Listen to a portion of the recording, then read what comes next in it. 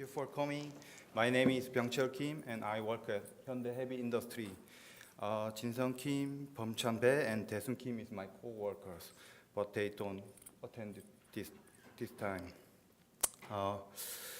My presentation title is Effect of PWHT on Intergranular Corrosion in Stainless Steel 347 and Stainless Steel 308 weldment. In this study, intergranular corrosion resistance of two kinds of stainless steel overlay welds was investigated to find optimum overlay welding material. HDT reactor is production facilities for reforming of high-octane gasoline, desulfurization of intermediate crude, and decreasing of impurities, sulfur, nitrogen, and oxygen. The operating conditions are from 100 to 200 centimeter square hydrogen and high temperature about 450 degrees C. Therefore, low alloy 2.25 chromium and 1 molybdenum steel is used for high temperature application. According to stress intensity at operating temperature, vanadium and titanium boride contained steel is used.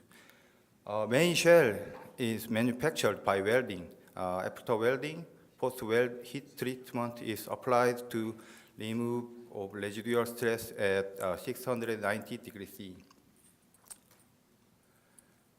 Sulfur causes stress cracking in low alloy, 2.25 chromium and 1 molybdenum steel.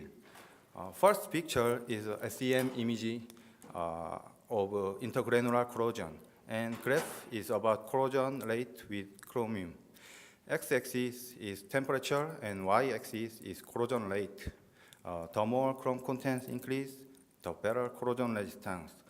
For that reason, stainless steel, which contains high chromium, is used for overlay welding consumable. Stainless steel 308 and stainless steel 347 are typical material. This page is about experimental details. Base material is SA377 grade 22 class 1. It is low alloy, 2.25 chromium and 1% molybdenum steel. And stainless steels for overlay welding, stainless steel 309, 347, and 308. This table is chemical composition of that. Stainless steel 309 is welding material for barrier layer. Chrome and nickel contents are higher than other stainless steel. Difference of stainless steel 347 and 308 is niobium. Stainless steel 347 contains 0% to 4% niobium. Plus cold arc welding is carried out.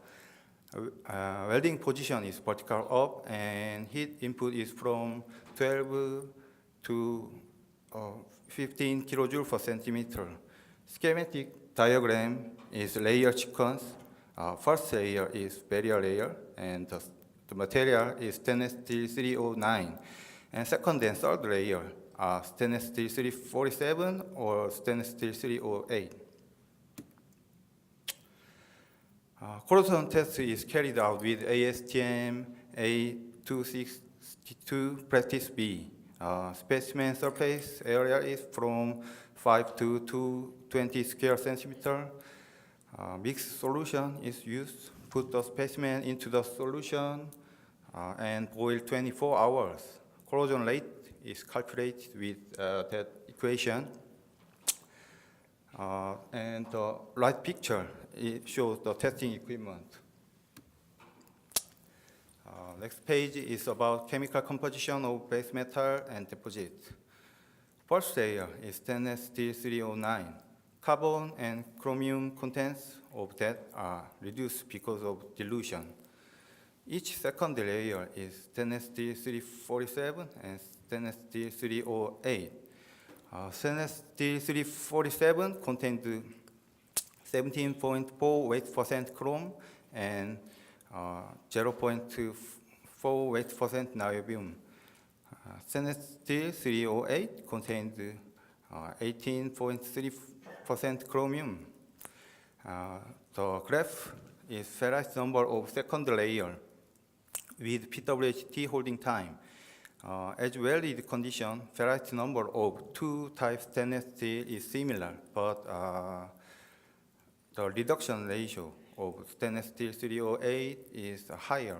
After 80 hours, two types stainless steel maintain a constant ferrite number. This page is about microstructure during PWHT. Three pictures on the top are stainless steel 347 and the rest is stainless steel 308. Etching solution is sodium hydroxide. Delta ferrite is decreased with PWHT and black color paste is formed at that position. Microstructural change of stainless steel 308 is similar with that of stainless steel 347, but the reduction ratio of stainless steel 308 is higher. To identify the phase, microstructure is observed by SEM. First picture is microstructure before PWHT. Phase A is delta ferrite and D is chromium titanium carbide in matrix. Chrome carbide is decreased after PWHT. Second picture is microstructure after 24-hour PWHT. The carbide in matrix and delta ferrite are decreased and white color paste is formed.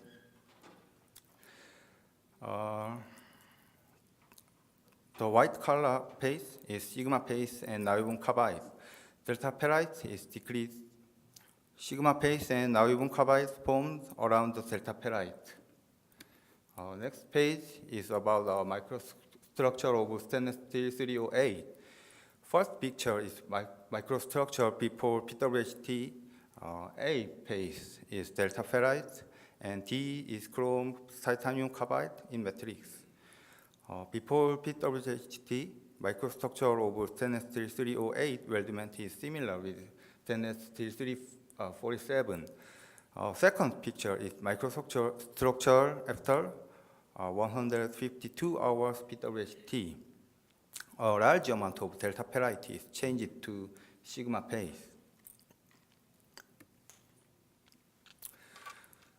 Corrosion test is carried out with PWHT holding time. This first graph is corrosion rate with PWHT holding time. Red color in graph is corrosion rate of stainless steel 308 weldment, and blue color is that of stainless steel 347. Corrosion rate is increased. Increasing rate of stainless steel 308 weldment is higher than that of stainless steel 347. After 24-hour PWHT, corrosion rate of stainless steel 347 weldment is not changed. Four pictures are microstructure after corrosion test. Picture A is stainless steel 347 weldment and as welded condition. Corrosion site is interface of chrome carbide. Picture B is stainless steel 347 weldment and 80-hour PWHT condition. Corrosion site is changed from chrome carbide to sigma paste during PWHT. C and D is microstructure of stainless steel 308 after corrosion test. C is as welded condition and D is 80-hour PWHT condition. Before PWHT, corrosion occurred at chrome carbide. During PWHT, sigma paste is formed at the delta ferrite, so sigma paste is also corrosion site after PWHT. Paste volume fraction during PWHT is changed. Before PWHT, significant paste of stainless steel 308 weldment are delta ferrite and chrome carbide, but after welding, After PWHT, delta ferrite is changed with sigma paste. Chrome carbide and sigma paste are chrome depleted zone. Before PWHT, significant paste of stainless steel 347, delta ferrite and chrome carbide. But after PWHT, sigma paste and niobium carbide is significant paste. The graph is equivalent paste fraction of stainless steel 347 at the PWHT temperature. Chrome carbide dissolved and niobium carbide is formed. It supports the test result of stainless steel 347 weldment. Thus, overall, summary and conclusion is as follows. Corrosion rate is increased with PWHT time.